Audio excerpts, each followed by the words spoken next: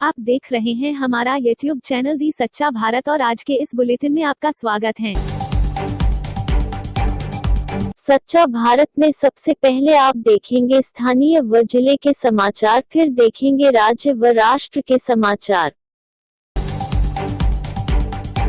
जिले के बागरा थाना क्षेत्र के मोहनजी की प्याऊ क्षेत्र में आज एक सड़क हादसा हो गया जिसमें 3 लोगों की मौत हो गई। ये मूलतः बाड़मेर के निवासी है और वर्तमान में गुजरात में रहकर व्यवसाय करते हैं।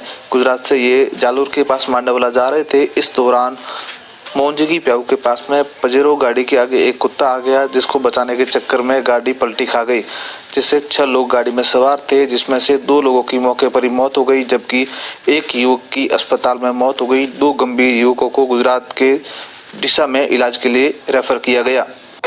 बागरा और जालोर के बीच में एक सुबह पजेरो गाड़ी गुजरात पासिंग एक्सीडेंट हो गई थी, जिसमें मौके पर ही 2 लोगों की मौत हो गई।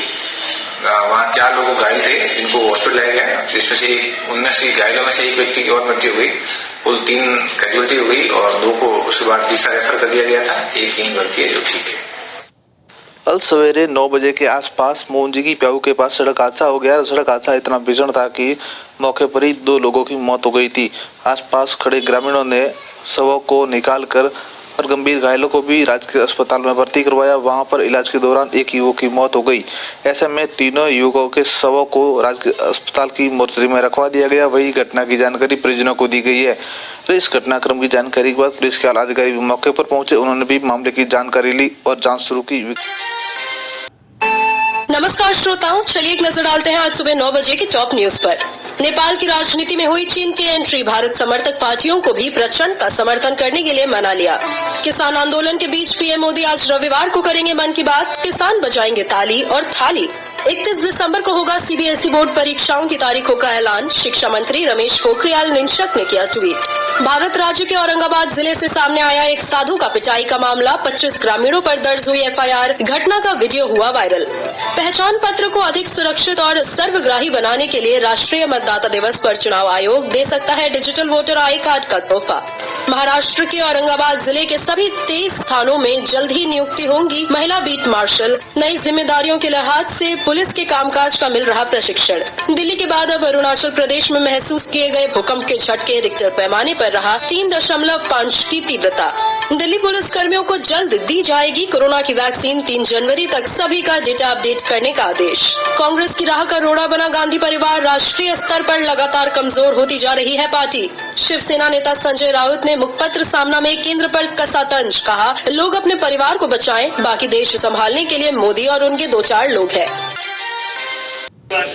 आपने देखा होगा कि कुछ दिन पहले सतीश पूनिया जी ने ये कहा था कि हम इनके साथ गठबंधन नहीं रखेंगे, तो अब वो छोड़ रहे हैं, वो नहीं रख रहे हैं, वो दोनों का उनका फैसला, मुझे इसमें कुछ नहीं कि संगठन और सत्ता दोनों साथ साथ चलेंगे।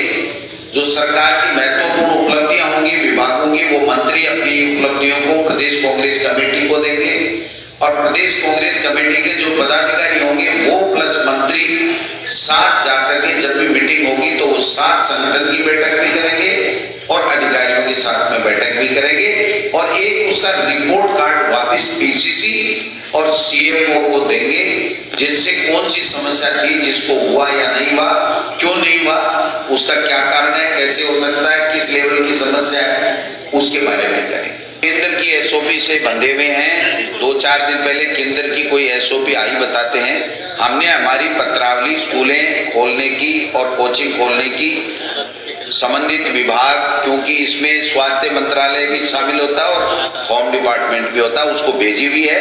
हम उम्मीद करते हैं कि अन्य स्टेट्स की और सेंटर की और सीबीएसई स्कूल खोलने के, सीबीएसई के जो भी निर्णय आते हैं उसके मुताबिक, और कोरोना संक्रमण का जो प्रभाव थोड़ा कम हो रहा है तो मैं समझता हूं कि जल्दी हम आशा कर सकते हैं। लेकिन ये एक अकेले शिक्षा विभाग का फैसला नहीं है, हेल्थ डिपार्टमेंट भी है और इसमें होम डिपार्टमेंट भी है। लेकिन मैं आपको विश्वास दिलाता हूं कि हम लोग इस दिशा में आगे बढ़ रहे हैं कि कोरोना कुछ कम हो रहा है तो हमको स्कूल और कॉलेज और कोचिंगें खोलनी चाहिए।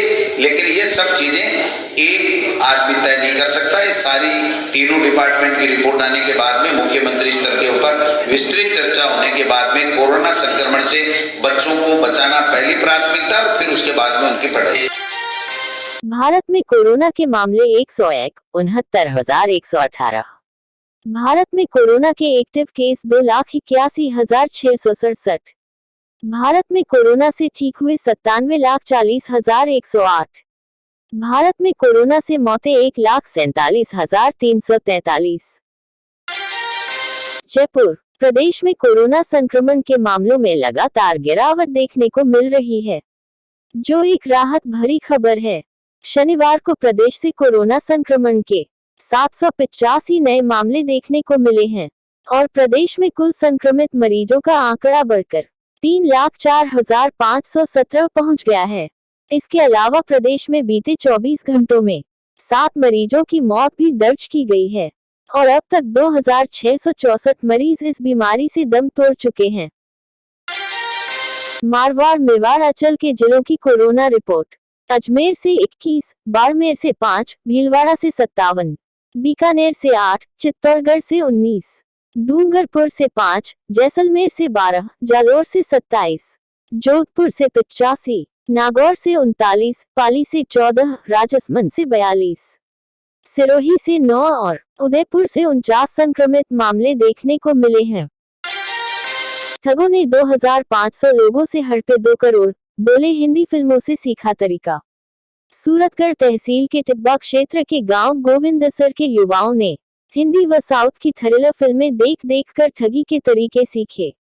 आपको जानकर आश्चर्य होगा कि शुक्रवार को गिरफ्तार किए गए 10 युवकों में से कोई भी 10वीं पास नहीं है और यहां तक कि कोई भी IT या सॉफ्टवेयर के बारे में जानकारी नहीं रखते हैं। सच्चा भारत में नियमित देखिए मध्याह्न में लंच ब्रेक न्यूज एवं रात्रि में डिनर ब्रेक न्यूज। 3 कृषि कानूनों के विरोध में किसान अपने आंदोलन को लेकर अडिग है और 25 से 27 दिसंबर तक पूरे प्रदेश में टोल फ्री करने का आह्वान किया था, जिसका आज दूसरा दिन है और रोहतक जिले में इसका असर दूसरे दिन भी साफ तौर पर देखा जा सकता है।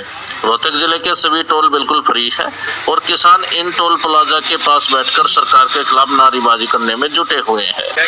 किसानों का कहना है कि जब तक तीनों कृषि कानून वापस नहीं होंगे तब तक उनका आंदोलन इसी तरह चलता रहेगा। आज टोल फ्री का दूसरा दिन है। ये देखो टोल बिल्कुल फ्री है और सबसे बड़ी बात जो आपको नहीं पता होगा, कुछ टोलों पर खबर आई थी कि टोल कट रहा है, वो फास्टैग वाला, उसका इलाज ये है दिखा देना। इसकी वजह से टोल कटता है। इसको हमने पहले इसको बंद किया था क्योंकि हमने पहली बार जब 1 दिन का टोल फ्री किया था ना, उसमें हमारे साथ भी दिक्कत आई थी। पहले इसका इलाज किया कि टोल फ्री है, उसमें है तो फ्री है और ये तो आज दूसरा दिन है। अगर दिल्ली से आदेश आ गया ना तो ये टोल फ्री परमानेंट होगा, आजीवन। गौरतलब है कि किसानों का कहना है कि जब तक किसान खेत में काम करता है थोड़ी बहुत चोट लगने के बावजूद भी वह अपने काम में जुटा रहता है, लेकिन फिलहाल इन कृषि कानूनों के खिलाफ किसान आंदोलनरत है और उससे अपना सारा कामकाज छोड़ दिया है। झुंझुनू में बदमाशों ने शराब के ठेके में तोड़फोड़ कर दी। बदमाशों ने गाड़ी से टक्कर मारकर ठेके को नुकसान पहुंचाया। बाहर गाड़ी में सो रहे ठेके के मालिक को धमकाया और उसकी गाड़ी के शीशे भी तोड़ दिए। घटना मुकुंदगढ़ थाना इलाके के सोटवारा की है। ठेके के मालिक ने 2 लोगों के खिलाफ लूटपाट की भी रिपोर्ट दर्ज कराई है। सलमान खान 27 दिसंबर को 55 साल के होने जा रहे हैं। हालांकि इस बार उनके घर गैलेक्सी अपार्टमेंट पर किसी तरह का सेलिब्रेशन नहीं होगा। खुद सलमान ने अपने फैंस को व्यक्तिगत रूप से मैसेज भेजकर इस बात की जानकारी दी है और घर के बाहर भीड़ न लगाने की अपील की है। सलमान ने अपने मैसेज में लिखा है, मेरे जन्मदिन पर फैंस का प्यार और स्नेह सालों से जबरदस्त रहा है, लेकिन इस साल मेरा विनम्र आग्रह है कि कोविड महामारी और सोशल डिस्टेंसिंग को ध्यान में रखते हुए मेरे घर के बाहर भीड़ न लगाएं। मास्क पहनो, सैनिटाइज करो, सोशल डिस्टेंस मेंटेन रखो। इस वक्त मैं गैलेक्सी में नहीं हूँ। एक निर्णय तो हमने कर लिया, एनडीए को बाय बाय विदाई दे दी। ये फैसला नागौर सांसद हनुमान बेनीवाल ने किसान आंदोलन के समर्थन में लिया है। फिर से सुनिए राष्ट्रीय लोकतांत्रिक पार्टी के संयोजक और नागौर सांसद हनुमान बेनीवाल का एनडीए से समर्थन वापस लेने वाला बयान।